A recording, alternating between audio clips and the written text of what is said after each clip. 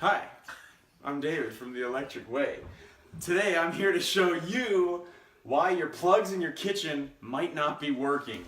Around water and in kitchens, you're supposed to have what's called GFI receptacles. When they have issues, sometimes they trip. That can knock out some different plugs inside your kitchen. So, right now we're working, we have lights on. You can press a test button, or if your plugs aren't working, boom, that light went out and clearly the plug doesn't work anymore. Sometimes these guys are tough to push in. I usually use keys or a screwdriver. There's a reset and a test button. You push down that reset button, you hear a click. Sometimes they're hard to do. You got them up, back and running. See if any of your plugs or all of your plugs are working again. Lately we've been getting a lot of people who say, hey, my plugs aren't working. It could be as simple fix as this.